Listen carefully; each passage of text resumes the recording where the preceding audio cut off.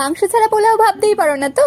তাহলে এই ডিমের পোলাওটা একবার বানিয়ে দেখো, এটা এতটাই টেস্টি হয় যে মাছ মাংসের কথা ভুলেই যাবে। তো প্রথমেই বাসমতি চাল ভালো করে ধুয়ে জলে ভিজিয়ে রাখলাম। আর এদিকে সর্ষের তেল গরম করে তার মধ্যে বড় টুকরো করে কাটা আলু আর সাথে স্বাদ মতো নুন আর একটু হলুদ গুঁড়ো দিয়ে লো টু মিডিয়াম ফ্লেমে আলুটাকে লাল লাল করে ভেজে তুলে নিলাম। তারপর ওই তেলে এই সেদ্ধ ডিম দিয়ে সেটাকেও নুন হলুদ গুঁড়ো দিয়ে ভেজে তুলে নিলাম। এখনো কড়াইতে বেশ অনেকটাই তেল আছে, তাই বাকি তেলের মধ্যে গোলমরিচ গোড়া গরম মশলা ফোড়নে দিয়ে দিলাম দুটো বড় সাইজের পেঁয়াজ কুচি আর দুটো টমেটো। এবার এগুলোকে হাই ফ্লেমে বেশ ভালো করে ভেজে নিয়ে এতে দিয়ে দিচ্ছি 1 চামচ করে আদা রসুন বাটা, একটু করে হলুদ গুঁড়ো, লঙ্কা গুঁড়ো, জিরে ধনে গুঁড়ো, রঙের জন্য দিচ্ছি কাশ্মীরি লঙ্কা গুঁড়ো, সাথে স্বাদ মতো নুন আর একটু চিনি দিয়ে সবটা ভালো করে তারপর এর মধ্যে হাফ কাপ পরিমাণ ফাটানো টক দই দিয়ে মশলাটাকে ভালো করে কষিয়ে মশলা থেকে তেল ছেড়ে দিলেই এর মধ্যে ভিজিয়ে রাখা চালটা দিয়ে হাই ফ্লেমে 2-3 মিনিট মতন সময় নিয়ে ভালো করে ভেজে তারপরে যতটা চাল নিয়েছি তার ডবল পরিমাণ জল দিয়ে দিলাম আর সাথে ভেজে রাখা আলুগুলো দিয়ে সবটা ভালো করে এবার হাই ফ্লেমে কিছুক্ষণ ফুটিয়ে নিয়ে জলের পরিমাণটা একটু কমে গেলে এটাকে ঢাকা দিয়ে 10 মিনিটের মতন লো ফ্লেমে রান্না করে আর শেষে ঢাকা খুলে এর মধ্যে ভেজে রাখা ডিম, চেরা কাঁচা লঙ্কা, একটু করে ঘি, গরম মশলা মিশিয়ে ফ্লেমটাকে অফ করে 10 মিনিটের জন্য ঢাকা দিয়ে দমে রেখে দেবো। তাহলেই রেডি হয়ে যাবে ঝরঝরে ডিমের পোলাও। আজকের রেসিপিটা তাহলে তোমাদের কেমন লাগলো অবশ্যই জানিও, আর নতুন আর কি রেসিপি দেখতে চাও সেটাও কমেন্টে জানিও। টাটা।